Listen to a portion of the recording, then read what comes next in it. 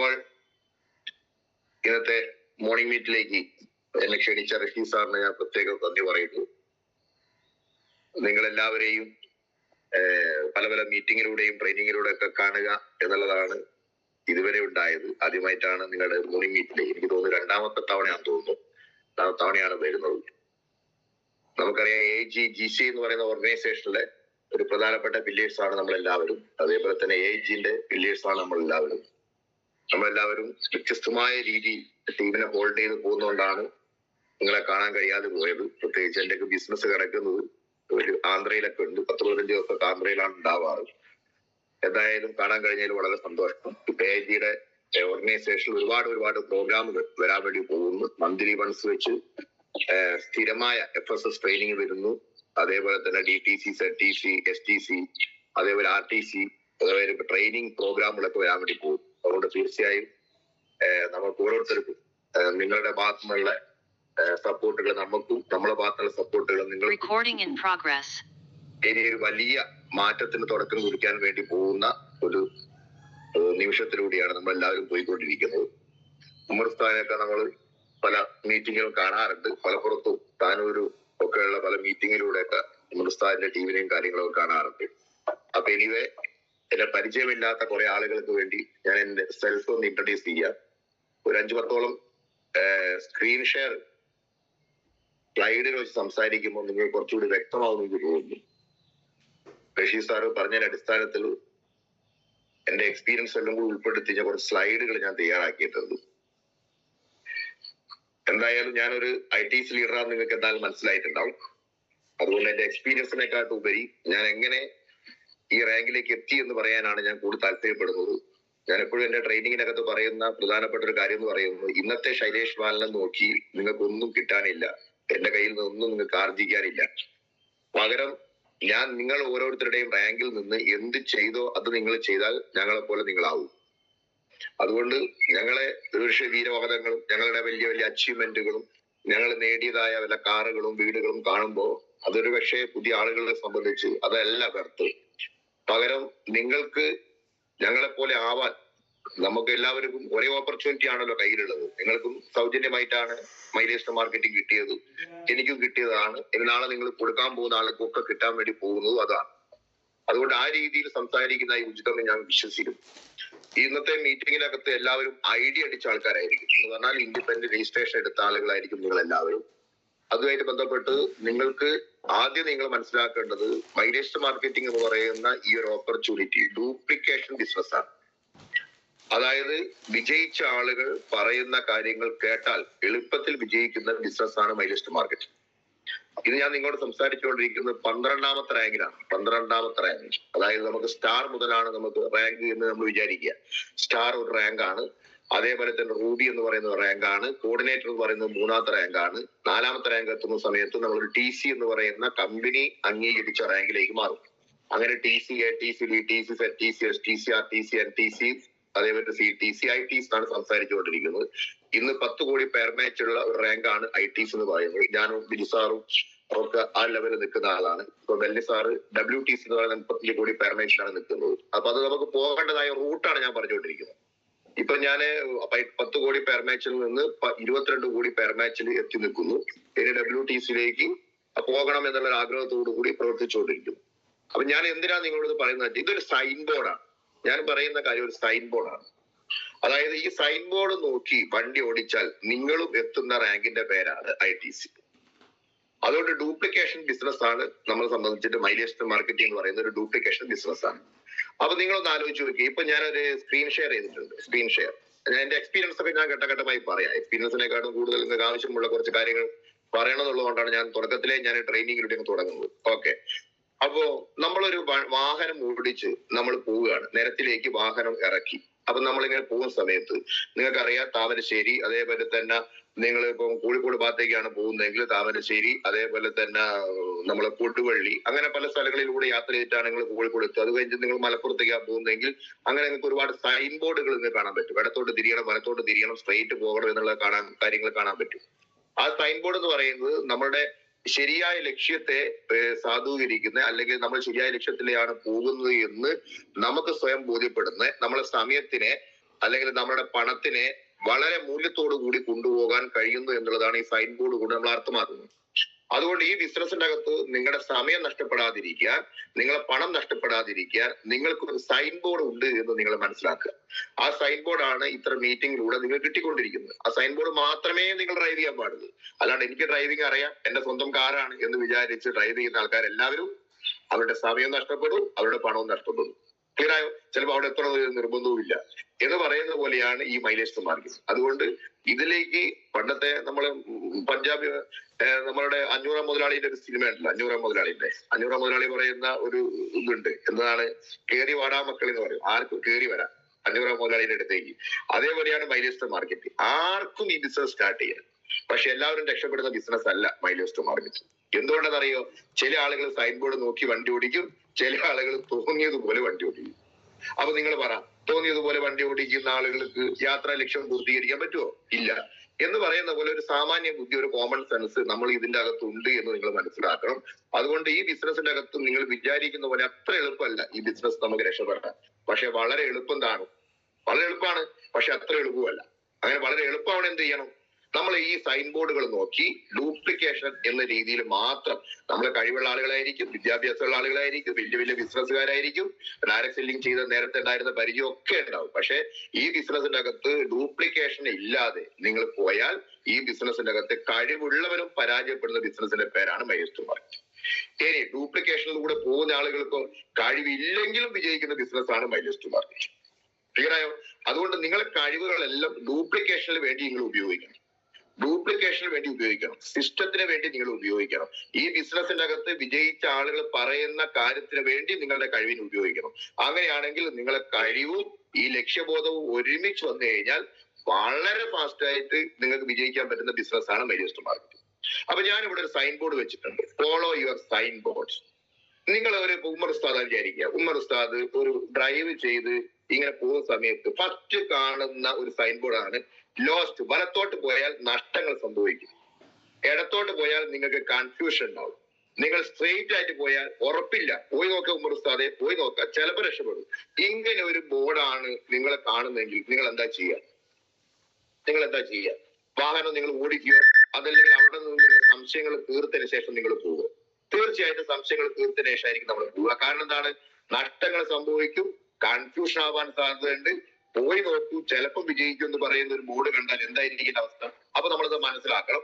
അതുകൊണ്ട് നമ്മൾക്ക് തെറ്റ് പറ്റാനുള്ള സാധ്യതയുണ്ട്, എന്തോ ഒരു മിസ്റ്റേക്ക് ഉണ്ട്. അതുകൊണ്ട് ഇത് തിരുത്തിയതിനു ശേഷം, മനസ്സിലാക്കിയതിനു ശേഷം മാത്രമേ ഞാൻ എന്റെ യാത്ര തുടരാൻ പാടുള്ളൂ എന്നുള്ളതാണ് ഇതുകൊണ്ട് നിങ്ങൾ മനസ്സിലാക്കണം. ഓക്കെ, നെക്സ്റ്റ് ഒരു ബോർഡ് കണ്ടോ? വലത്തോട്ട് പോയാൽ പാരീസ്, ലെഫ്റ്റോട്ട് പോയാൽ ന്യൂയോർക്ക്, റൈറ്റ് സ്ട്രെയിറ്റ് പോയാൽ ടോക്കിയോ. തീർച്ചയായിട്ടും നിങ്ങൾ ടോക്കിയോക്ക് ആണെങ്കിൽ നിങ്ങൾ സ്ട്രെയിറ്റ് പോകണം, ന്യൂയോർക്കിലേക്കാണ് ലെഫ്റ്റ് പോകണം, അതേപോലെ റൈറ്റ് പോയി കഴിഞ്ഞാൽ പാരീസ്. അപ്പൊ നിങ്ങൾക്ക് ഏതാണോ ബോർഡത്തിൽ അതാണ് സത്യത്തിൽ അവിടെ നിന്ന് നിങ്ങൾക്ക് മനസ്സിലാവുന്ന കാര്യം. വേറൊരു സൈൻ ബോർഡ് കണ്ടോ? ഈ സൈൻ ബോർഡ്, അതായത് വലത്തോട്ട് പോയാൽ വെൽത്ത്, സമ്പത്ത് കിട്ടും, ഇടത്തോട്ട് പോയാൽ ആരോഗ്യം കിട്ടും, അതേപോലെ തന്നെ കുറച്ചുകൂടി ടേൺ ചെയ്ത് പോയാൽ ഹാപ്പിനെസ് കിട്ടും, സ്ട്രെയിറ്റ് പോയാൽ സക്സസ് കിട്ടും. ഹലോ, ഈ സൈൻ ബോർഡ് തരുന്ന കമ്പനിയുടെ പേരാണ് മൈലേജ് മാർക്കറ്റ്. ഇതാണ് മൈലേജ് മാർക്കറ്റ്. അതായത് ഹെൽത്ത്, വെൽത്ത്, ഹാപ്പിനെസ്, സക്സസ് തരുന്ന ഒരു എന്താ പറയാ, ഒരു ജേണിയുടെ, യാത്രയുടെ ഒരു എന്താ പറയാ, ഒരു ബിസിനസ് സ്ട്രാറ്റജിയാണ് മൈലേജ് മാർക്കറ്റിംഗ് എന്ന് പറയുന്നത്. അതുകൊണ്ട് ബഹുമാന്യനായ നിങ്ങൾ ഓരോരുത്തരോട് എനിക്ക് പറയാനുള്ളത്, ഈ സൈൻ ബോർഡ് വെച്ച് നമ്മൾ ശരിയായ ലക്ഷ്യബോധത്തിലേക്ക്, നിങ്ങളുടെയൊക്കെ ഈ പറയുന്ന ഗ്രേറ്റ് ലീഡേഴ്സ് ഒക്കെ വിജയിച്ച ആളുകൾ നിങ്ങളെ ലക്ഷ്യത്തിലേക്ക് നയിക്കാൻ പറ്റും, അല്ലെങ്കിൽ അവരവിടെ എത്തിയിട്ടുണ്ട്, മക്കളെ ഇങ്ങോട്ട് വരൂ എന്ന് പറയുന്ന സിറ്റുവേഷൻ ഉണ്ടെങ്കിൽ നമ്മൾ ബുദ്ധിയുള്ള നമ്മൾ എന്താ ചെയ്യേണ്ടത്? അത് ഫോളോ ചെയ്യുക, ആ റൂട്ടിലൂടെ പോവുക. കാരണം എന്താണ്? കഴിഞ്ഞ 5, 10, 15, 20, 30, 40, 50 വർഷമായിട്ട് ഇത് അന്വേഷിച്ച് ഈ സൈൻ ബോർഡ് പോലും കാണാത്ത ആളുകളാണ് ഭൂരിഭാഗം ആൾക്കാർ. ഒന്നുമില്ലെങ്കിൽ ഈ സൈൻ ബോർഡെങ്കിലും നമുക്ക് ഇതിനകത്ത് കിട്ടുന്നില്ലേ? ക്ലിയർ ആയോ? അതുകൊണ്ട് ഒരു 10, 35 കൊല്ലക്കാലം കൊണ്ട് അധ്വാനിച്ചാൽ കിട്ടുന്ന ഒരു കാര്യത്തിനെ നമ്മൾ 5 കൊല്ലം കൊണ്ട് യാത്ര പൂർത്തീകരിക്കാൻ പറ്റും എന്ന് നമ്മൾ മനസ്സിലാക്കുന്നുണ്ടെങ്കിൽ ഒരൊറ്റ കാര്യം മാത്രമേ ഉള്ളൂ, നമ്മൾ എടുക്കേണ്ട സ്ഥലത്താണ് പണിയെടുക്കേണ്ടത്, പോകേണ്ട സ്ഥലത്തേക്കാണ് നമ്മൾ പോയിക്കൊണ്ടിരിക്കുന്നത്. ഇതാണ് ഈ സൈൻ ബോർഡ് കൊണ്ട് നമ്മൾ അർത്ഥമാക്കുന്നത്. ക്ലിയർ ആവുണ്ടല്ലോ? ഓക്കെ. ഇതുകൊണ്ട് എന്റെ ലൈഫിൽ ഉണ്ടായ മാറ്റം എന്താണ്? ഞാൻ ഈ സൈൻ ബോർഡ് നോക്കി പോയത് കൊണ്ട് എനിക്കുണ്ടായ മാറ്റം എന്താണ്? ഫോർച്യൂണർ കാർ വന്നു, അരക്കോടി രൂപയുടെ കാറിൽ ഇന്ന് മൂന്നാമത്തെ കാറിലാണ് ഇപ്പൊ ഞാൻ ഡ്രൈവ് ചെയ്തുകൊണ്ടിരിക്കുന്നത്. ആദ്യം റിക്സ് കാർ ഉണ്ടായിരുന്നു, പിന്നെ ഹുണ്ടായി വെർണ എന്ന് പറയുന്ന ഒരു കാർ ഉണ്ടായിരുന്നു. അതേപോലെ തന്നെ ഇന്നൊരു അരക്കോടി രൂപയുടെ ഫോർച്യൂണർ കാറിലേക്ക് വന്നു. അതേപോലെ തന്നെ നമുക്ക് ഹെൽത്ത്, വെൽത്ത്, ഹാപ്പിനെസ് നമുക്ക് കിട്ടും എന്ന് പറയുന്നത് എന്നെ പറ്റി നിങ്ങളൊന്ന് വിലയിരുത്തി നോക്കും. എല്ലാം ആയിട്ടില്ലെങ്കിലും അതിന്റെ കുറച്ച് ചെറിയ റൂട്ടിലൂടെ പോകുന്നുണ്ട് എന്ന് നിങ്ങൾ ബോധ്യപ്പെടുമല്ലോ. ഞാൻ 3 വിദേശ രാജ്യങ്ങളിൽ മൈലിസ്റ്റ് മാർക്കറ്റിംഗിലൂടെ കമ്പനിയുടെ ഭാഗമായിട്ട് പോയിട്ടുണ്ട്. അതേപോലെ തന്നെ ഒരുപാട് ഫ്ലൈറ്റ് യാത്ര, ഇപ്പൊ ഹൈദരാബാദിലും മാന്ത്രയിലൊക്കെ ഉണ്ടാകുന്ന സമയത്ത് ഞാൻ വല്ലപ്പോഴും ഒക്കെ ഫ്ലൈറ്റിലാണ് യാത്ര ചെയ്യാറ്. ട്രെയിൻ കിട്ടിയിട്ടില്ല, ഫ്ലൈറ്റിൽ യാത്ര ചെയ്യും. പിന്നെ പെട്ടെന്ന് വരണമെങ്കിൽ ഫ്ലൈറ്റിൽ യാത്ര ചെയ്യാറുണ്ട്. വെറും 5000-6000 രൂപയേ ഉള്ളൂ ഹൈദരാബാദിലേക്ക് പോയിട്ട് പോണ തിരിച്ചു വരണമെങ്കിലും. ഒരു 5000, 10,000 രൂപ, 11,000 രൂപ കൊടുത്താൽ നമുക്ക് പോയി വരും. പക്ഷെ ഇതിലൊക്കെ നമുക്ക് പറ്റുന്നത് മൈലേഴ്സ് മാർക്കറ്റിംഗ് ചെയ്തുകൊണ്ടാണ്. ഇല്ലെങ്കിൽ ഏത് പ്രൈവറ്റ് ബസ് പോകാൻ നമ്മൾ നോക്കുക. അപ്പൊ ആ രീതിയിൽ ഒരു ഫിനാൻഷ്യൽ ഫ്രീഡം, സാമ്പത്തിക സ്വാതന്ത്ര്യം വന്നു തുടങ്ങിയിട്ടുണ്ട്. ക്ലിയർ ആയോ? അതേപോലെ തന്നെ എന്റെ വലതു ഭാഗത്ത് നിങ്ങൾ കാണുന്ന ഒരു വീട്, ആ വീടിന്റെ ഒരു ഒറ്റ പ്ലാറ്റ്ഫോമേ ഇപ്പോൾ ഉള്ളൂ. അത് അപ്സ്റ്റെയറിന്റെ പ്ലാറ്റ്ഫോമാണ് ഇപ്പൊ കണ്ടുകൊണ്ടിരിക്കുന്നത്. അതിന്റെ ഒരു പണിയും കൂടി ഇപ്പൊ ഏതാണ്ട് 1-2 മാസം കഴിഞ്ഞാൽ നടക്കാൻ വേണ്ടി പോവാ. ഇപ്പൊ തന്നെ 1 കോടി രൂപയുടെ വില്ലയിലാണ് ഇപ്പൊ ഞാൻ താമസിച്ചുകൊണ്ടിരിക്കുന്നത്. അത്യാവശ്യം കുഴപ്പമില്ലാത്ത മ്യൂച്വൽ ഫണ്ടുകളും അതേപോലെ തന്നെ ഷെയർസും അതേപോലെ തന്നെ ഗോൾഡുകളും ഒക്കെ ഈ ബിസിനസ്സിലൂടെ എനിക്ക് വരുമാനം വാങ്ങിക്കാൻ പറ്റിയിട്ടുണ്ട്. അതേപോലെ തന്നെ നല്ലൊരു പേഴ്സണാലിറ്റി, ഇന്ന് നല്ലൊരു ട്രെയിനർ ആവാനും അതേപോലെ തന്നെ നല്ല ഡ്രസ് ധരിക്കാനും എന്റെ ടീമിലുള്ള പല ആളുകളെ അങ്ങനെ പ്രാപ്തരാക്കാനും 4 ആളെ അറിയുന്ന രീതിയിലേക്ക് എനിക്ക് വളരാനുള്ള സാഹചര്യം എനിക്ക് ഉണ്ടായിട്ടുണ്ട്. അതേപോലെ തന്നെ ഇപ്പൊ കടന്നുപോയാലും, ഒരുപക്ഷെ നാളെ കടന്നുപോയാലും അല്ലെങ്കിൽ ഞാൻ ഇല്ലാതെ പോയാലും ഒരു വരുമാനം കിട്ടുന്ന ഒരു റാങ്കിലാണ് എന്ന് എനിക്കൊരു വിശ്വാസമുണ്ട്. എന്ന് പറഞ്ഞാൽ ചെറിയൊരു വരുമാനം ഒന്നും മുടങ്ങാൻ സാധ്യതയില്ല. ക്ലിയർ ആവുണ്ടല്ലോ? അപ്പൊ ഇപ്പൊ എന്റെ ഹൈയസ്റ്റ് ഇൻകം എന്ന് പറയുന്നത് 7 ലക്ഷം രൂപയാണ്. ഒരു ആവറേജ് ഇൻകം എന്ന് പറയുന്നത് 4 ലക്ഷം രൂപയ്ക്ക് മേലെയാണ്. അപ്പൊ ഇതാണ് ഇപ്പൊ എന്റെ അവസ്ഥ. ഇതെങ്ങനെയാണ് ഞാൻ ഉണ്ടാക്കാനുള്ള ഏറ്റവും കാര്യമാണ് ഞാൻ പറയുന്നത്. ഞാൻ ഈ സൈൻ ബോർഡ് നോക്കി ഡ്രൈവ് ചെയ്തു. എന്റെ ടീമിലുള്ള ലക്ഷക്കണക്കിന് ആളുകളുണ്ട്. ആ ലക്ഷക്കണക്കിന് ആളുകളെ ഞാൻ ഇത് പറഞ്ഞു കൊടുത്ത് പഠിപ്പിച്ച്, മക്കളെ ഈ റൂട്ടിലൂടെയാണ് പോകുന്നത്, ഇടത്തോട്ട് തിരിയണം, വലത്തോട്ട് തിരിയണം, സ്ട്രെയിറ്റ് ആയിട്ട് പോകണം, ഇത് ലക്ഷ്യബോധത്തിലേക്ക് ഇന്ന രീതിയിലാണ് പോകേണ്ടത് എന്ന് പ്രാപ്തരാക്കി അവരെ പഠിപ്പിച്ചുകൊണ്ടിരിക്കുക. ഇപ്പൊ ഏതാണ്ട് 900-ലധികം TCA ലീഡർമാർ എനിക്കുണ്ട്. അതേപോലെ തന്നെ ഒരു STCA ലീഡർമാർ എന്ന് പറയുന്നത് ഏതാണ്ട് 80-ലധികം ആളുകളുണ്ട്. ആന്ധ്ര ഉൾപ്പെടെ ഞാൻ പറയുന്നത്. ആന്ധ്രയിൽ മാത്രം ഒരു 10-15ഓളം ആളുകളുണ്ട്. അതേപോലെ തന്നെ ഈ പറയുന്ന 15ഓളം സീലിംഗ് അച്ചീവേഴ്സ് ടീമുകൾ. അതൊക്കെ ഈ സൈൻ ബോർഡ് നോക്കി യാത്ര ചെയ്യാനുള്ള അവരുടെ തീരുമാനവും അത് അവരിൽ അങ്ങനെ എത്തിക്കണം എന്നുള്ള എന്റെ തീരുമാനവുമാണ് സത്യത്തിൽ ഇതിനകത്ത് വേഗത കൂടിയത്. അതിൽ ഒരാളായി ശൈലേഷ് ബാൽ എന്ന് പറയുന്നത് ഞാൻ മാറി. സത്യത്തിൽ ഞാൻ എന്റെ കഴിവ് കൊണ്ട് വളർന്നതാണോ, അല്ലെങ്കിൽ എന്റെ കപ്പാസിറ്റി കൊണ്ട് വളർന്നതാണോ, അല്ലെങ്കിൽ ഈ ഡ്യൂപ്ലിക്കേഷൻ കൊണ്ട് വന്നതാണോ? ഡ്യൂപ്ലിക്കേഷൻ കൊണ്ട് വന്നതാണ്. അപ്പൊ ഇതിൽ ഒരാളാവാൻ നിങ്ങൾക്ക് പറ്റുമോ ഇല്ലയോ? പറ്റൂ. ഇത്ര പണിയേ ഉള്ളൂ. ക്ലിയർ ആയോ? മൈലേഴ്സ് മാർക്കറ്റ് ഇത്ര പണിയേ ഉള്ളൂ. ഞങ്ങൾ കുറച്ച് നേരത്തെ ചെയ്തിട്ടുണ്ടാവും, നാളെ നിങ്ങൾക്ക് നേരത്തെ ചെയ്തുകൂടെ?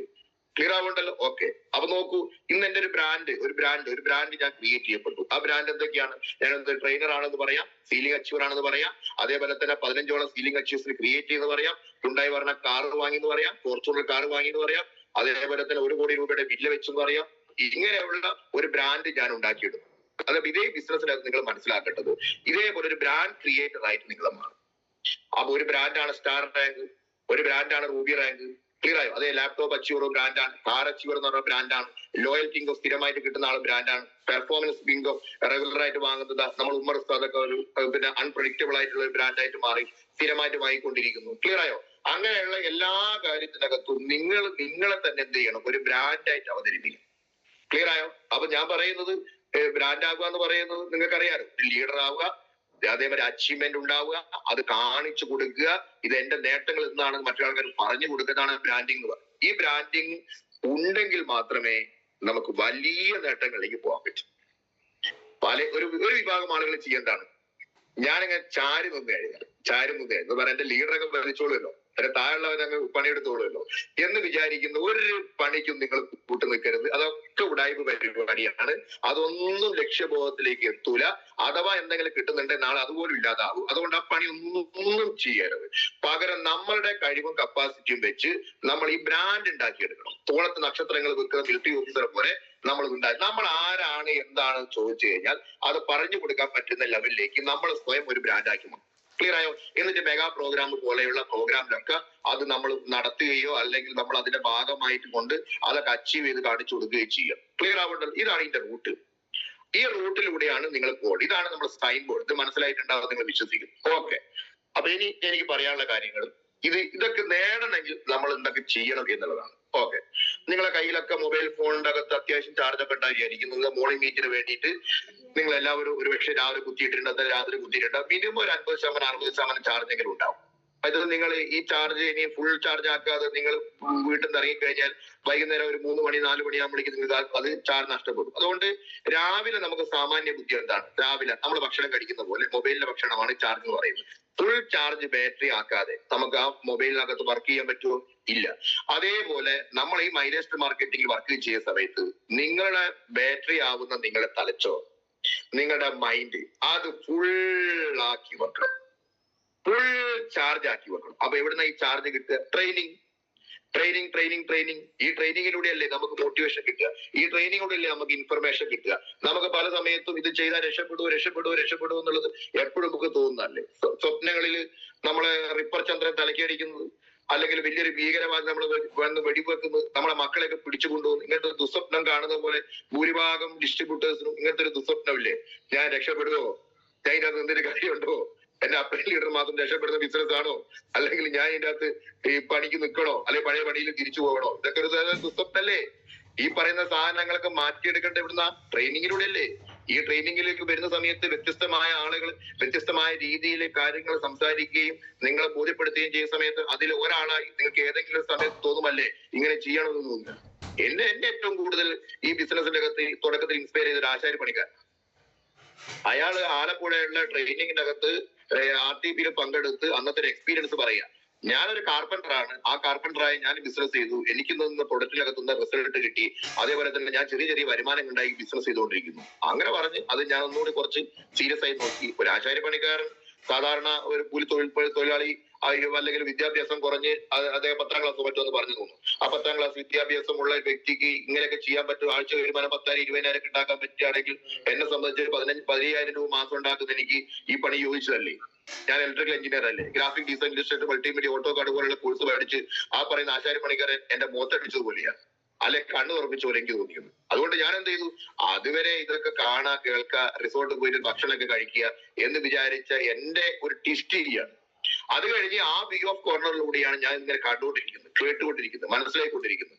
അങ്ങനെ സെക്കൻഡ് ഡേയില് നമ്മളുടെ ചാൾസാർ പറഞ്ഞാൽ നമ്മളെ പിന്നെ അസിസ്റ്റന്റ് കളക്ടർ ആയിരുന്നു ആലപ്പുഴ, അല്ലെങ്കിൽ അന്ന് CTC ലീഡറാണ് ഇപ്പോ.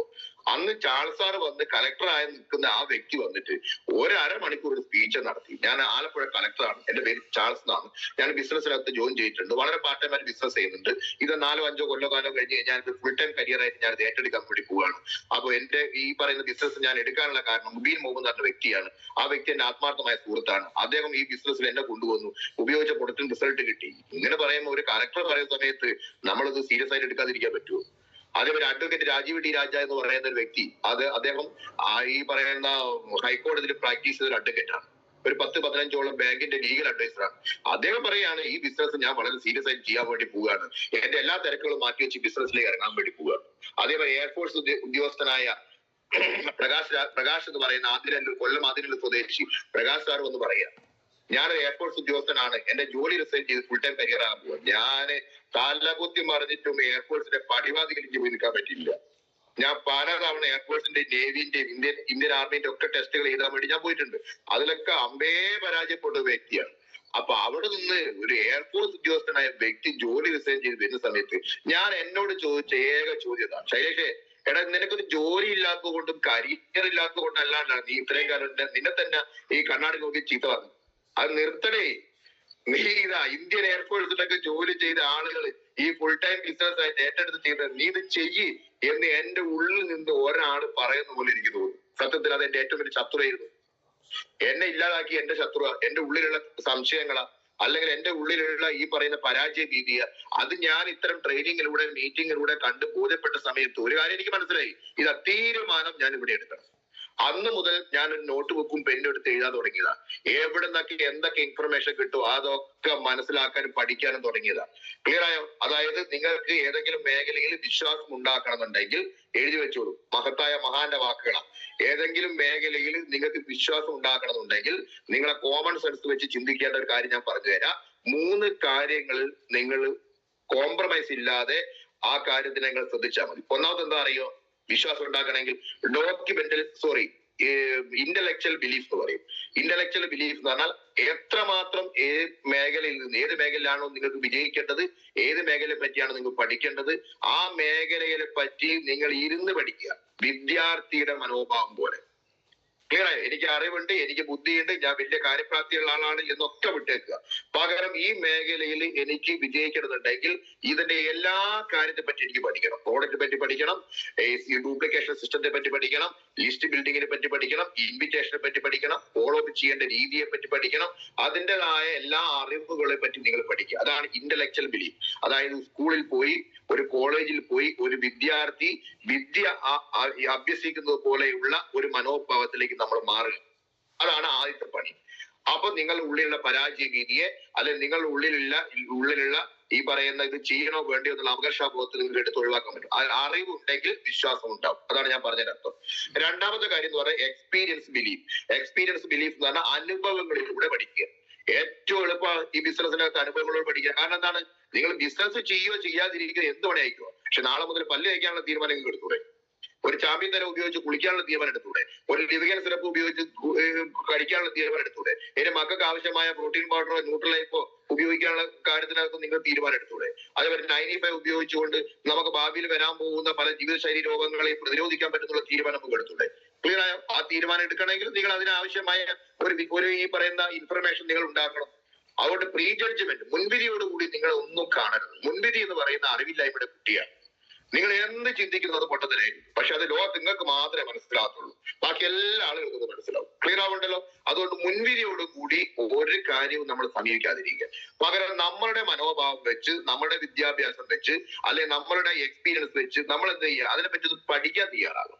എന്ത് ചെറിയ അറിവിനെയും നമ്മൾ എന്ത് ചെയ്യണം, അതൊന്ന് കേൾക്കാനുള്ള മനോഭാവം. അതാണ് ബിസിനസ്സുകാരനുള്ളത്.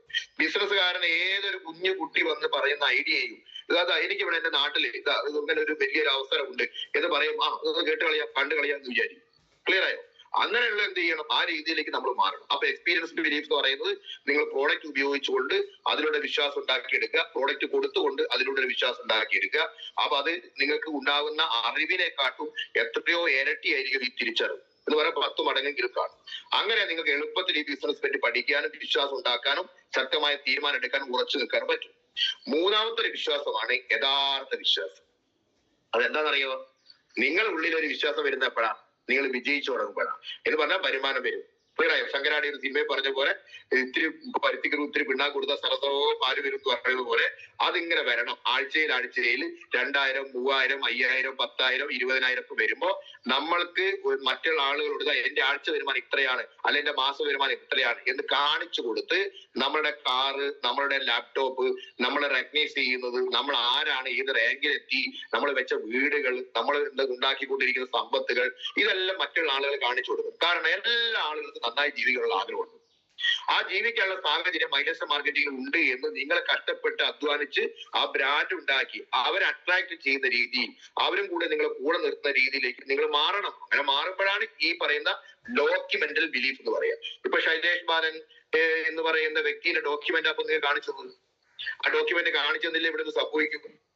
ഉമർ ഉസ്താദ് പോലെ, നമ്മളുടെ റഷീദ് സാറിനെ പോലത്തെ ആൾക്കാർക്ക് എന്നെ വാല്യൂ ഉണ്ടാവും. എന്നെ അറിയാത്ത ഒരാൾക്ക് എന്നെ പറ്റി ഒരു വില ഉണ്ടാവില്ല. കാരണം എന്താണ്, ഞാൻ ആരാണ് എന്താണെന്ന് അറിയില്ല. നിങ്ങളെ പോലെ തന്നെയുള്ള ഒരാളാണ്. പകരം എന്റെ ഡോക്യുമെന്റ് ആണ് എനിക്ക് ഏത് തരത്തിലുള്ള വില നിങ്ങൾ തരണം, അല്ലെങ്കിൽ എത്ര ബഹുമാനം തരണം എന്നുള്ളത് ഞാനത് വാങ്ങിയെടുക്കുക.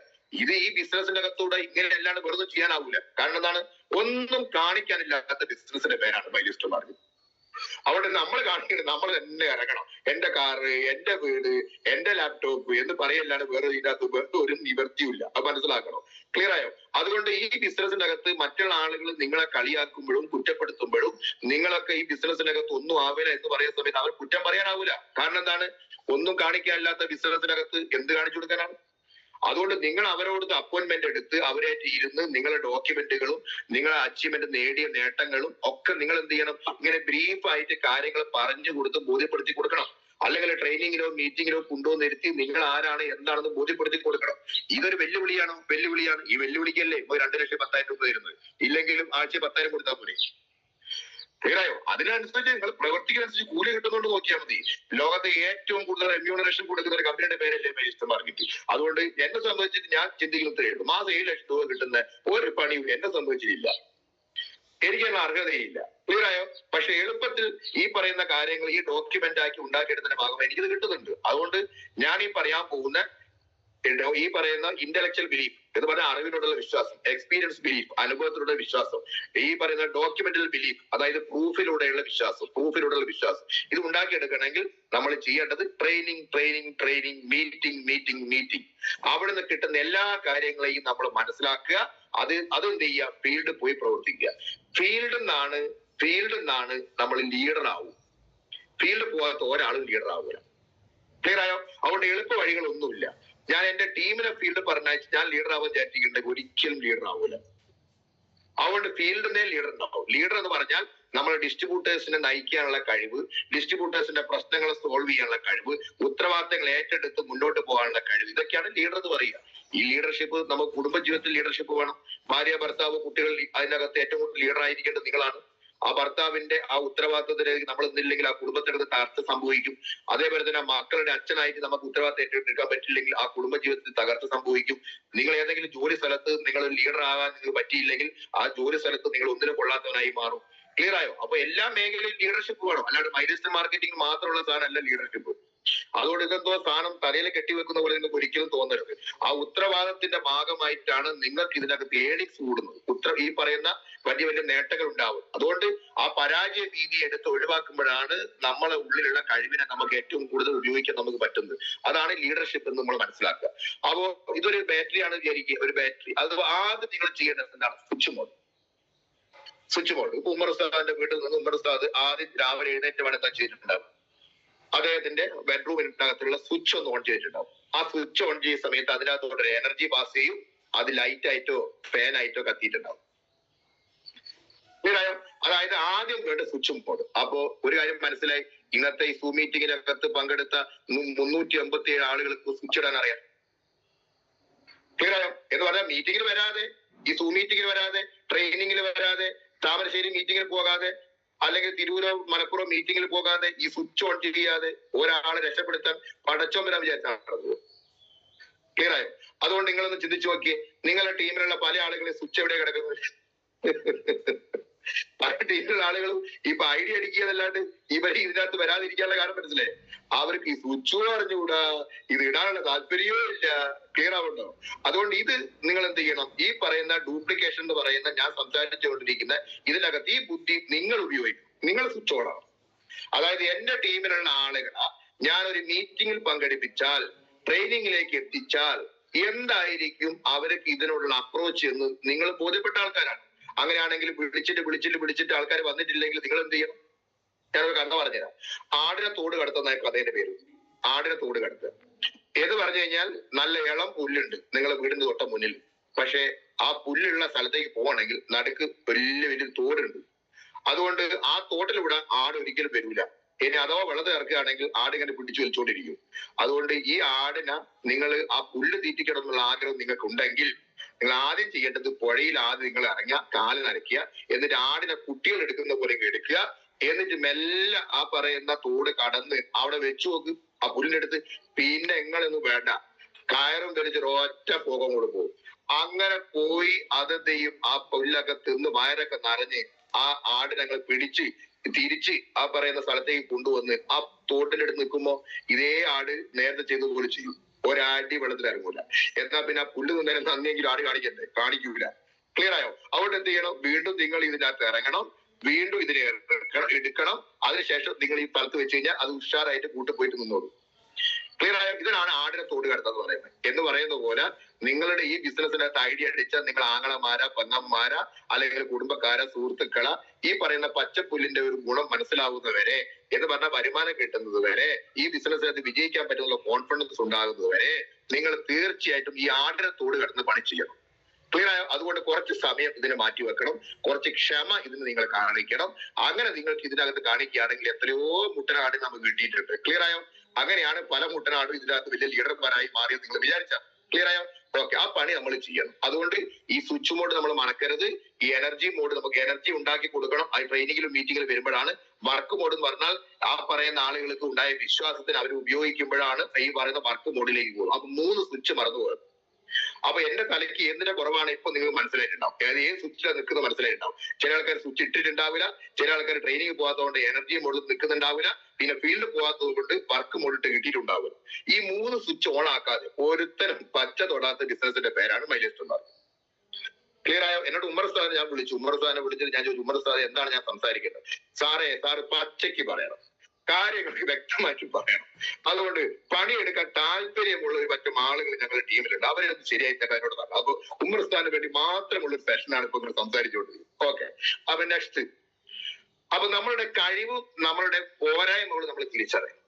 കഴിവും പോരായ്മകളും. അപ്പൊ സ്ട്രെങ്ത് ഉണ്ടാവൂ. അപ്പൊ നിങ്ങൾ ഒരു വെള്ള പേപ്പർ എടുത്തിട്ട് നിങ്ങൾ ഒന്ന് എഴുതുക സ്ട്രെങ്ത്. നിങ്ങൾക്ക് നല്ല കോണ്ടാക്റ്റുകൾ ഉണ്ടോ? നിങ്ങളെ സ്ട്രെങ്ത് ആണ്.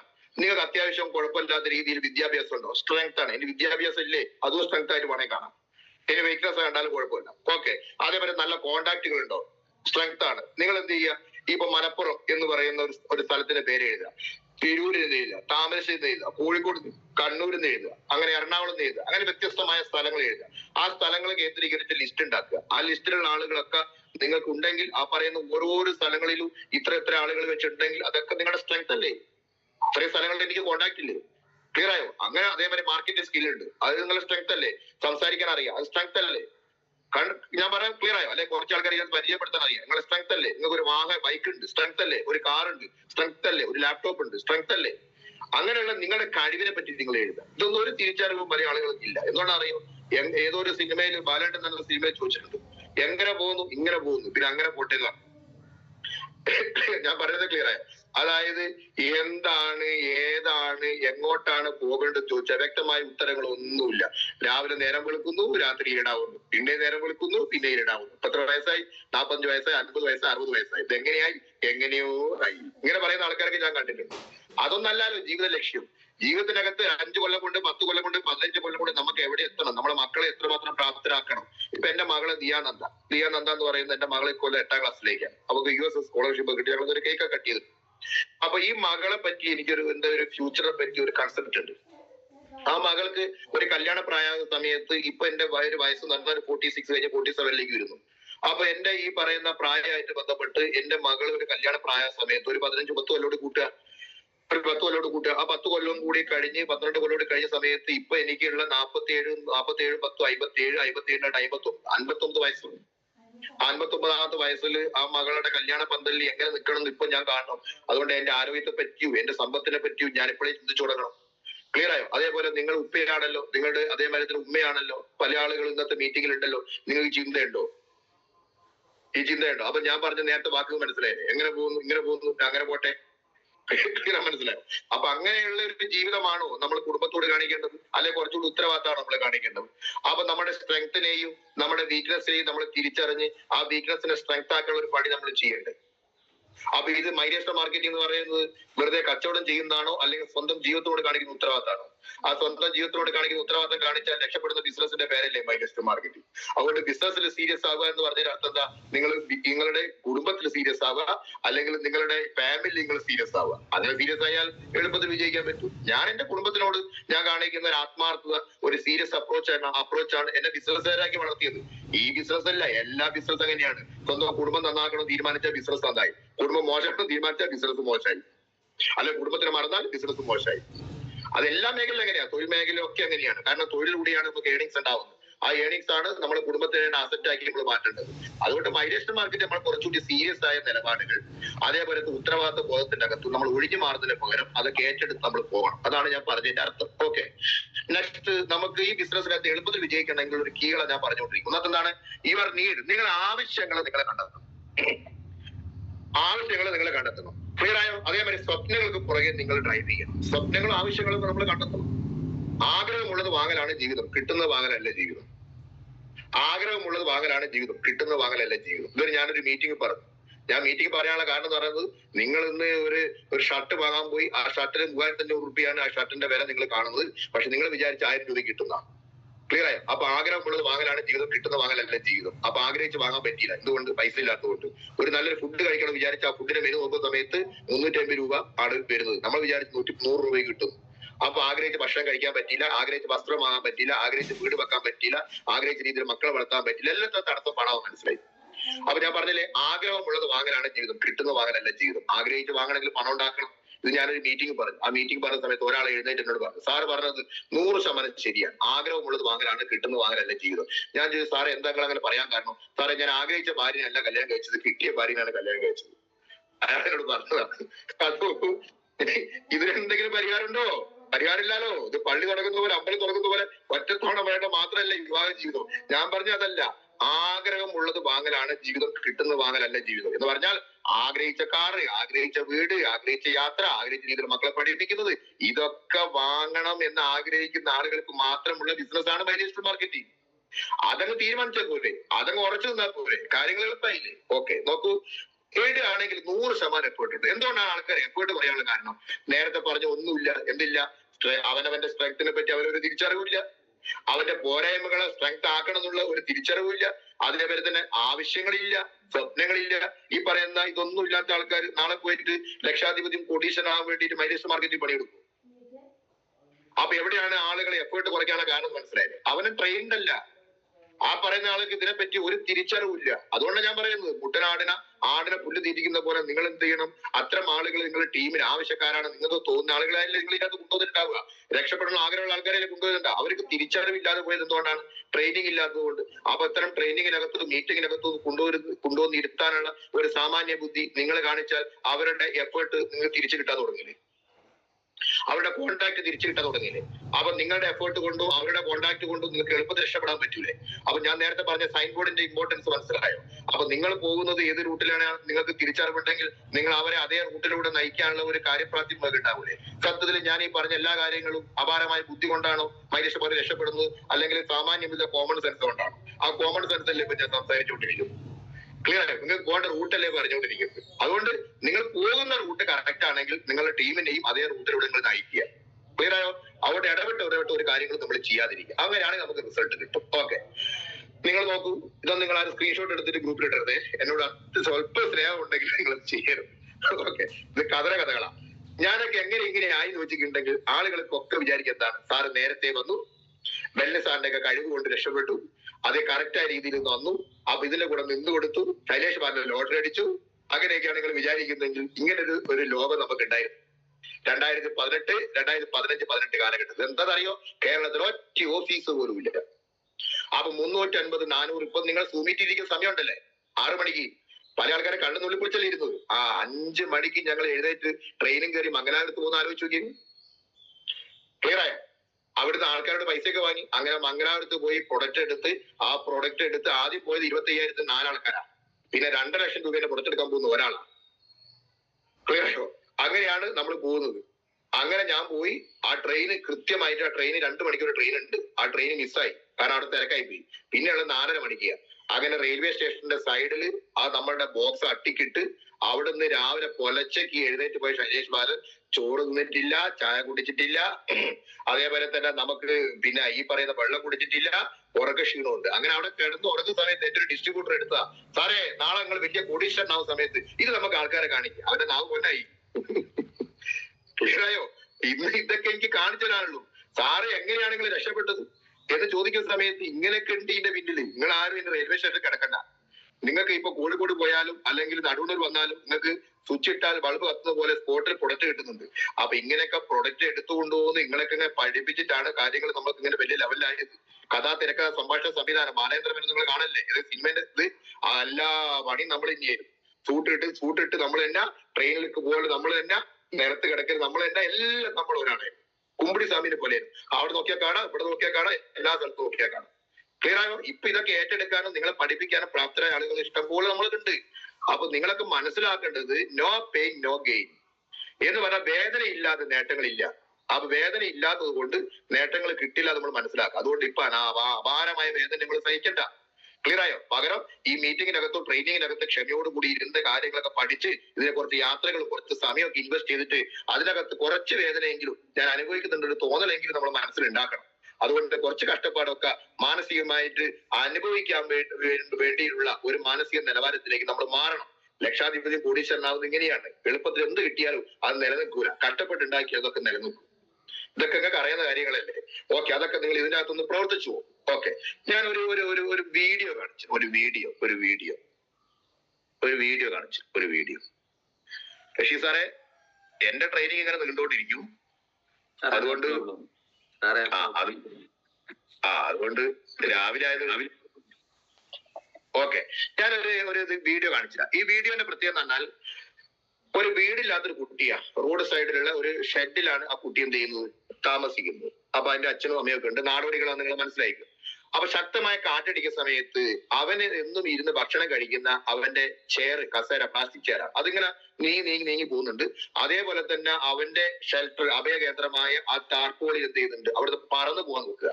അപ്പൊ അമ്മയ്ക്കാവുന്ന പോലെ അമ്മ പല കാര്യങ്ങളും ചെയ്യുന്നുണ്ട്. അമ്മയും മോനും മാത്രമേ ഇവിടെ ഉള്ളൂ. അപ്പൊ ഈ കൊച്ചു കുട്ടി ചെയ്യുന്ന ഒരു കാര്യം എന്താ അറിയോ? അതായത് ഇവൻ ആ കാറ്റ് അടിച്ചു കൊണ്ടുപോകും, ചിലപ്പോ പറപ്പിച്ച് വേറെ ഏതെങ്കിലും സ്ഥലം ഇട്ടു. അതൊന്നും അവൻ ചിന്തിക്കുന്നില്ല. ഇവൻ ആ ടാർപോളി പിടിച്ചിട്ട് അവന്റെ വീട് പോകാതിരിക്കാനുള്ള ഒരു പണി കാണുന്നത്. അത് ആ സമയത്താണ് ഇവന്റെ ചെയർ, ഭക്ഷണം കഴിക്കുന്ന ചെയർ നീക്കുന്നത്. അപ്പൊ ഇത് വിട്ടിട്ട് അവൻ അങ്ങോട്ട് പോവുകയും ആ കാര്യങ്ങൾ ചെയ്യുന്നുണ്ട്. കാണാം, നോക്കിക്കോ.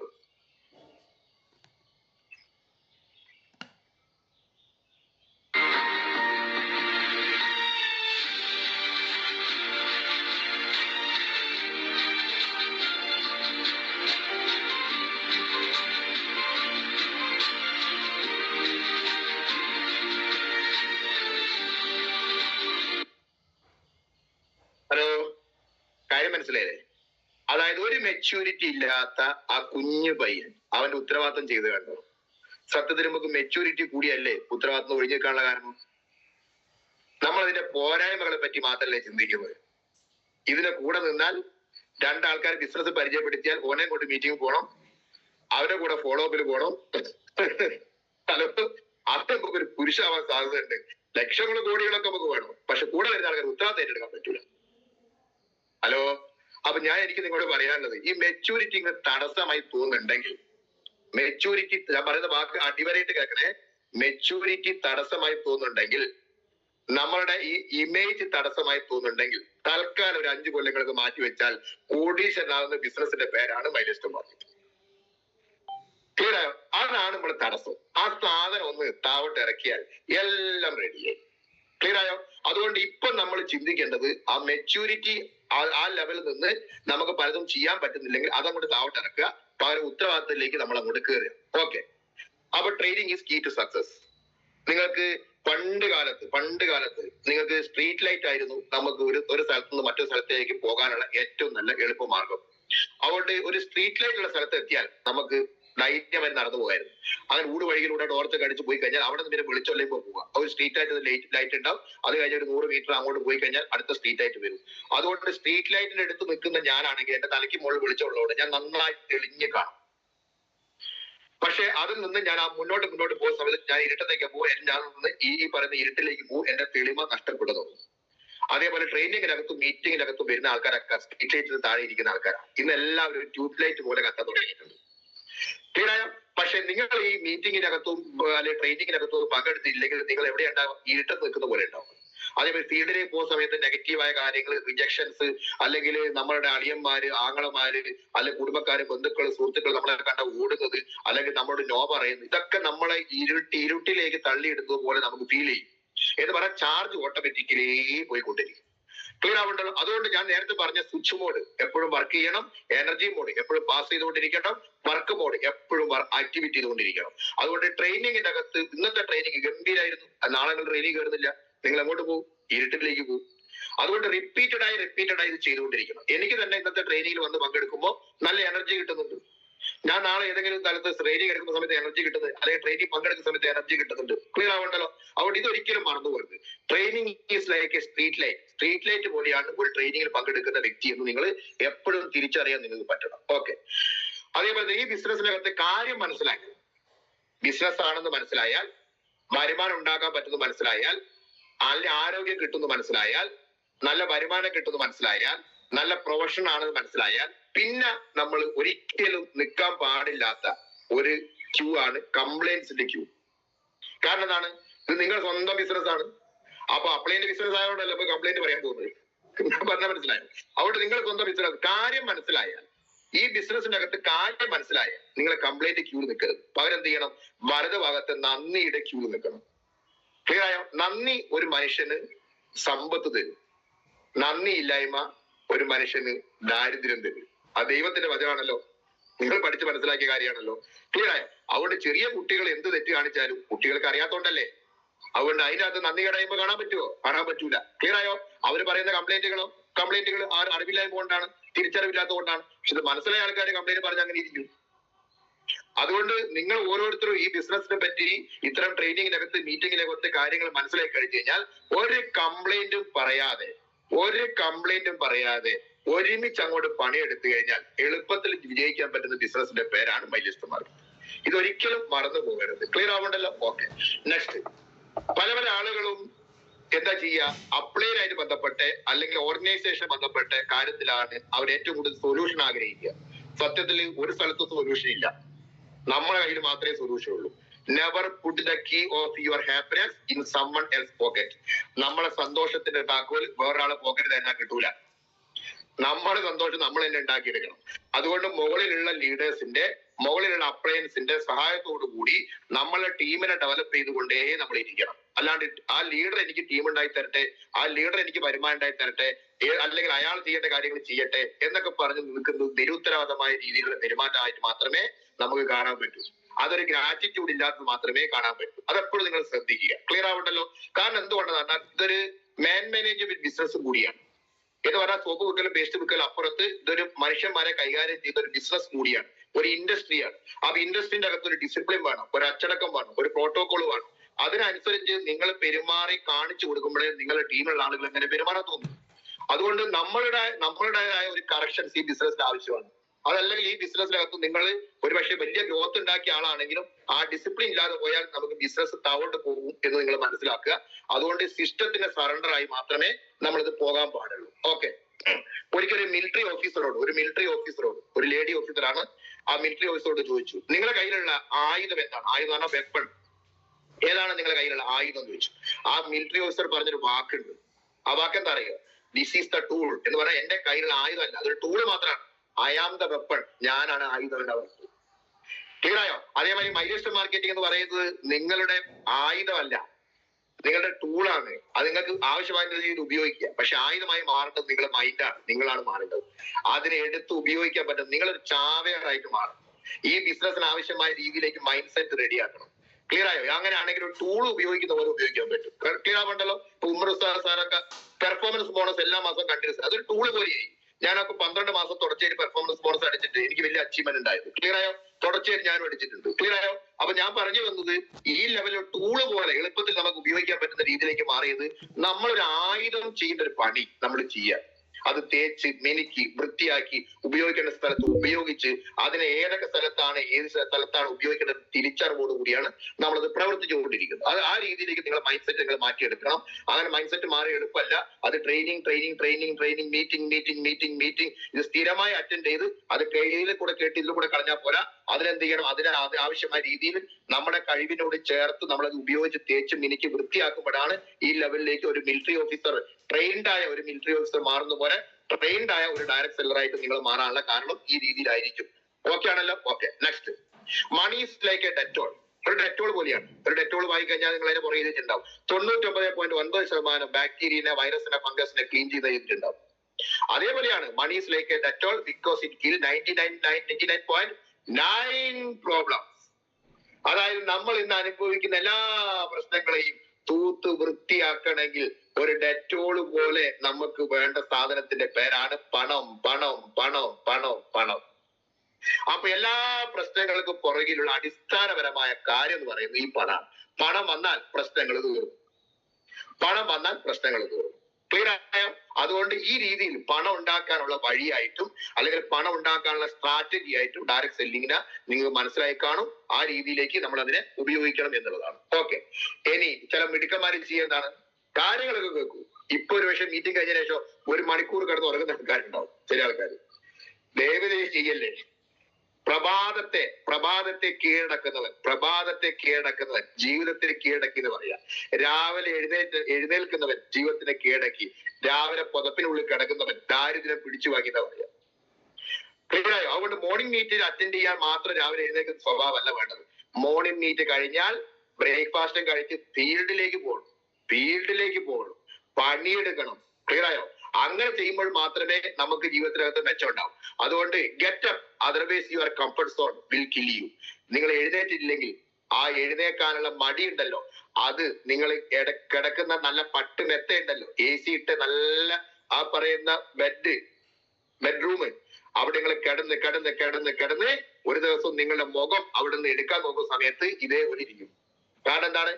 ഈ കിടന്ന് സുഖത്തിന് പിന്നാലെ പോയ ആളുകൾക്ക് ഏറ്റവും വലിയ നാശം അവൻ തന്നെ ആ കിടക്കെ തന്നെ കാണും. അവൻ ഒരിക്കലും കിടന്നുറങ്ങാതിരിക്കുക, ക്ലിയറായി എപ്പോഴും പണിയെടുത്തുകൊണ്ടിരിക്കുക, ജീവിതകാലം മുഴുവൻ വർക്ക് ചെയ്യണം. അതെ, ഒരു കാരണവശാലും റെസ്റ്റ് എടുക്കുന്നതിനെ പറ്റി നമ്മൾ ചിന്തിക്കരുത്. അങ്ങനെയുള്ള ആളല്ല നിങ്ങൾ എന്നുള്ളത് സ്വയം ഒന്ന് ബോധ്യപ്പെടുക. ഓക്കെ, എപ്പോഴും നമ്മൾ ചെയ്യേണ്ട കാര്യങ്ങൾ കോൺഫിഡൻസ് കുറയുന്ന രീതിയിൽ നമുക്ക് തോന്നിയാൽ നമുക്ക് വരുമാനവും ബിസിനസ്സും താഴ്ന്നു പോകും. കോൺഫിഡൻസ് നഷ്ടപ്പെടരുത്, ലാക്ക് ഓഫ് കോൺഫിഡൻസ് വരരുത്. അതേപോലെ തന്നെ ലാക്ക് ഓഫ് പെർസിസ്റ്റൻസ് വരരുത്. എന്താ കോൺഫിഡൻസ് പറഞ്ഞാൽ? ആത്മവിശ്വാസം. ആത്മവിശ്വാസം എവിടുന്ന കിട്ടുക? രണ്ട് രീതിയിലാണ് ആത്മവിശ്വാസം കിട്ടുക. ഒന്നെങ്ങനെയാ കിട്ടുക? ഒന്ന്, നിങ്ങൾക്ക് ട്രെയിനിങ് മീറ്റിംഗ് അറ്റൻഡ് ചെയ്താൽ ആത്മവിശ്വാസം കിട്ടും. രണ്ടാമത് എന്താണ്? പ്രവൃത്തിയിലൂടെയുള്ള ഫലം നിങ്ങൾക്ക് ആത്മവിശ്വാസം തരും. ക്ലിയർ ആയോ? അതുകൊണ്ട് എന്ത് ചെയ്യണം? ഫീൽഡിൽ പോകണം, സെയിലുകൾ ക്ലോസ് ചെയ്യണം, അല്ലെങ്കിൽ ഉൽപ്പന്നങ്ങൾ നമുക്ക് വിൽക്കണം, അതേപോലെ പുതിയ ആളുകളെ ബിസിനസ്സിൽ കൊണ്ടുവരണം. അതുകൊണ്ട് കോൺഫിഡൻസ് ലെവല് എപ്പോഴും ഒരു 100% നമ്മൾ എന്ത് ചെയ്യണം? അതിനെ ഉയർത്തിക്കൊണ്ടേയിരിക്കണം. അതുകൊണ്ട് അതിനകത്ത് എപ്പോഴും എന്ത് ചെയ്യരുത്? താഴോട്ട് പോകാൻ പാടില്ല. ആത്മവിശ്വാസം ഉണ്ടെങ്കിൽ ഒരാള് ഏത് നിമിഷവും ഫിനിഷ് പക്ഷിയെ പോലെ കുതിച്ചു വരും. ആത്മവിശ്വാസം നഷ്ടപ്പെട്ടാലാണ് ആ വ്യക്തിക്ക് ആത്മഹത്യാ പ്രവണത ഉണ്ടാകും. എന്ന് പറഞ്ഞാൽ ബിസിനസ് വിട്ടുപോകാനോ, ബിസിനസ് മാറി നിൽക്കാനോ, പാർട്ട് ടൈമിലേക്ക് പോകാനോ, അല്ലെങ്കിൽ വേറെ എന്തെങ്കിലും പണിക്ക് പോകാനൊക്കെ തോന്നിപ്പോവുക ഈ ആത്മവിശ്വാസ കുറവുണ്ട്. അപ്പൊ ആത്മവിശ്വാസം നഷ്ടപ്പെടുന്ന ഒരു ടീമായി നിങ്ങൾ ടീം മാറാതിരിക്കണമെങ്കിൽ നിങ്ങളുടെ ടീമിനെ എപ്പോഴും ട്രെയിൻഡ് ആയിരിക്കണം. എപ്പോഴും ടീമിന് ട്രെയിനിങ്ങും മീറ്റിംഗും പങ്കെടുക്കണം. ഞാൻ നേരത്തെ പറഞ്ഞ ആടിനെ തോട് കടത്തേണ്ട കുട്ടനാട് എവിടെയെങ്കിലും പോകുന്നുണ്ടെങ്കിൽ അതിനൊക്കെ ഇതേമാതിരി കൊണ്ടുവന്നിരുത്തി അവരുടെ കോൺഫിഡൻസിനെ ഏറ്റവും നന്നാക്കി നിർത്തണം. അടുത്തെന്താണ്? Lack of persistence. എന്താ പെർസിസ്റ്റൻസ്? പ്രതികൂലമായ സാഹചര്യത്തിൽ പിടിച്ചു നിൽക്കുക. എഴുതി വെച്ചോളൂ. പ്രതികൂലമായ സാഹചര്യത്തിൽ പിടിച്ചു നിൽക്കുകയും അനുകൂലമായ സാഹചര്യത്തിൽ ഇടിച്ചു കയറുകയും ചെയ്യുന്നവന്റെ പേരാണ് മൈലേജ് മാർക്കറ്റിംഗ് ലീഡർ. അത് പ്രതികൂലമായ സാഹചര്യത്തിനകത്ത്, ബിസിനസ്സിനകത്ത് ചിലപ്പോൾ ഫ്ലക്ച്വേഷനൊക്കെ വരും. അപ്പൊ നമുക്ക് ചെറിയ ഫ്ലക്ച്വേഷനൊക്കെ ബിസിനസ്സിനകത്ത് ഗ്രോത്ത് ഒക്കെ കുറച്ച് കുറവുണ്ട്, ഇല്ല ഞാൻ പറയുന്നില്ല. കാരണം നമ്മളൊക്കെ ഒരു ഫാമിലി മെമ്പർമാരാണ്. ഓക്കെ, ആ സമയത്ത് ഇട്ടേച്ച് പോവുകയാണ് വേണ്ടത്, കളഞ്ഞിട്ട് പോവുകയാണ് വേണ്ടത്. ട്രെയിനിങ്ങിനകത്ത് മീറ്റിങ്ങിനകത്ത് അറ്റൻഡ് ചെയ്യാതിരിക്കുകയാണ് വേണ്ടത്. അല്ല, ട്രെയിനിങ്ങിലും മീറ്റിങ്ങിലും ഒക്കെ അറ്റൻഡ് ചെയ്ത് ആ കോൺഫിഡൻസ് തിരിച്ചു പിടിച്ച് ബിസിനസ്സിനകത്ത് ഗ്രോത്ത് ഉണ്ടാക്കണം. അതുകൊണ്ട് പെർസിസ്റ്റൻസ്, പിടിച്ചു നിൽക്കുക, പ്രതിസന്ധികൾ തളരാതിരിക്കുക. അതിനകത്ത് നമ്മൾ ചെയ്ത പണിന്റെ അകത്ത് റിസൾട്ട് കാണാതെ, രണ്ടറ്റം കാണാതെ വിട്ടുപോകാൻ പാടില്ലാത്ത ബിസിനസ്സിന്റെ പേരാണ് മൈലേജ് മാർക്കറ്റിംഗ്. അതുകൊണ്ട് പ്രതിസന്ധികൾ എനിക്ക് ഉണ്ടായിട്ടുണ്ടോ? ഇഷ്ടംപോലെ പ്രതിസന്ധികൾ, തടസ്സങ്ങൾ മാത്രമേ ഉണ്ടായിരുന്നുള്ളൂ. ഞാൻ എപ്പോഴും പറയുന്ന ഒരു കഥയുണ്ട്. പാണ്ടി ലോറി ഒരു റോഡ് സൈഡിൽ നിർത്തുന്ന സമയത്ത് അതിന്റെ ക്ലീനർ ഇറങ്ങി വന്നിട്ട് കട്ട വെക്കുന്നത് കണ്ടിട്ടുണ്ടാവും. ഇനി അതിനുശേഷം ചായ കുടിച്ചതിന് ശേഷം അത് സ്റ്റാർട്ട് ആക്കുന്ന സമയത്ത് ക്ലീനർ പോയിട്ട് ആ കട്ട എടുത്ത് മാറ്റും. ക്ലിയർ ആയോ? എന്ന് പറഞ്ഞാൽ ഇതേപോലെ ചെറിയ ചെറിയ കട്ടകൾ വരുമ്പോൾ, തടസ്സങ്ങൾ വരുമ്പോൾ, സാമ്പത്തികപരമായ കുരുക്കുകൾ, അല്ലെങ്കിൽ ബിസിനസ്സിനകത്ത് ഉണ്ടാകുന്ന നെഗറ്റീവായ കാര്യങ്ങൾ, അല്ലെങ്കിൽ ടീമിൽ ആരെങ്കിലും ഇനാക്റ്റീവായി പോകുന്നത്, ഇതൊക്കെ നമ്മളെ സംബന്ധിച്ചിട്ട് ചെറിയ ചെറിയ പാണ്ടി ലോറിക്ക് കട്ട വെക്കുന്ന പോലെയാണ്. ക്ലിയർ ആയോ? പക്ഷെ ഇത് ഓടിത്തുടങ്ങുമ്പോൾ ആ ഓടിത്തുടങ്ങുന്ന സമയത്ത് ആ കട്ടയല്ല, കരിങ്കല്ലല്ല, ഭിത്തി അടക്കം തിരിച്ചു നിർമ്മിച്ച് ആ സാധനം പോകും. എന്ന് പറയുന്ന പോലെ ഞങ്ങളെ സംബന്ധിച്ച് ഇപ്പൊ നെഗറ്റീവായ കാര്യങ്ങളില്ല. ഞങ്ങൾക്ക് ഇതൊക്കെ അതിന് തരണം ചെയ്യാനുള്ള എക്സ്പീരിയൻസ് ഉണ്ട്. അതേപോലെ തന്നെ ഇതിനെ പറഞ്ഞു കൊടുക്കാനും ടീമിനെ തിരിച്ചു പിടിക്കാനുള്ള കഴിവുകളുണ്ട്. അതേപോലെ നിങ്ങൾ എന്ത് ചെയ്ത് അങ്ങനെ ചേർന്ന് നിന്നാൽ മതി. ഒരുപാട് ട്രെയിനിങ്ങുകൾ വരുന്നുണ്ട്. മാരത്തോൺ ട്രെയിനിങ്ങൾ വരാൻ വേണ്ടി പോവുകയാണ് 18-ാം 19-ാം തീയതി മുതൽ. അതിനൊക്കെ ഡീറ്റെയിൽസും കാര്യങ്ങളൊക്കെ ബെല്ലി സാർ പറയും. ക്ലിയർ ആയോ? DTC ZTC മീറ്റിങ്ങിനകത്ത് പല കാര്യങ്ങൾ വരാനുണ്ട്. അങ്ങനെ പല കാര്യങ്ങൾക്ക് വരാൻ വേണ്ടി പോവുക. അപ്പൊ ഇതിന്റെ കൂടെ എന്ത് ചെയ്യണം? അങ്ങ് കണക്ട് ചെയ്യണം. ക്ലിയർ ആയോ? നിങ്ങളുടെ ടീമിനകത്ത് എലിജിബിൾ ആയ എല്ലാ ആളുകളെയും ഈ പറയുന്ന സ്ഥലങ്ങളിലേക്ക് പ്ലാറ്റ്ഫോമിൽ എത്തിക്കണം. അതുകൊണ്ട് ഈ രണ്ട് കാര്യങ്ങൾ മറന്നുപോകരുത്. CP മറന്നുപോകരുത്. എന്താണ്? ലാക്ക് ഓഫ് കോൺഫിഡൻസ് ഇല്ലായ്മ, അതൊരിക്കലും വരാൻ പാടില്ല. പെർസിസ്റ്റൻസ്, അതായത് ടീമിന്റെ അകത്ത് വരുമാനം ഇല്ലാത്ത ആളുകൾ ആരെങ്കിലും ഉണ്ടെങ്കിൽ അവരേക്ക് ഒരു അരമണിക്കൂർ സിറ്റിംഗ് ഇട്ട് അവർക്ക് കോൺഫിഡൻസ് ബൂസ്റ്റപ്പ് കൊടുത്ത് അതിനുള്ള സ്ട്രാറ്റജികൾ ഉണ്ടാക്കി അവരെ വരുമാനം താഴോട്ട് പോകുന്നുണ്ടെങ്കിൽ അതിനൊക്കെ നിലനിർത്താനുള്ള പദ്ധതികൾ ആസൂത്രണം ചെയ്ത് അവിടെ 1-2 ദിവസത്തെ വർക്കുകളൊക്കെ ഷെഡ്യൂൾ ചെയ്ത് അതിനൊക്കെ കറക്റ്റ് ആക്കി കൊണ്ടുവരണം. അല്ലാണ്ട് എന്റെ സ്വന്തം കാര്യം സിന്ദാബാദ് എന്ന് വിളിച്ച് നടക്കുന്ന ലീഡറായിട്ട് മാറരുത്. അങ്ങനത്തെ ആൾക്കാർക്കൊക്കെ താൽക്കാലികമായ നേട്ടം മാത്രമേ ഉണ്ടാവും. ഒരു സ്ഥിരത കൈവരിക്കണമെങ്കിൽ പ്രശ്നങ്ങളിൽ ഇടപെട്ട് അതിനകത്ത് എന്ത് ചെയ്യണം? കുറച്ചുകൂടി ഉത്തരവാദിത്ത ബോധത്തിലേക്ക് നമ്മൾ മാറണം. അതാണ് എനിക്ക് ഇതുമായി ബന്ധപ്പെട്ട് പറയാൻ. ഓക്കെ, അപ്പൊ എന്റെ സ്ലൈഡുകളും കാര്യങ്ങളൊക്കെ ഞാൻ ഏതാണ്ട് പറഞ്ഞു തീർത്തിട്ടുണ്ട്. ഓക്കെ.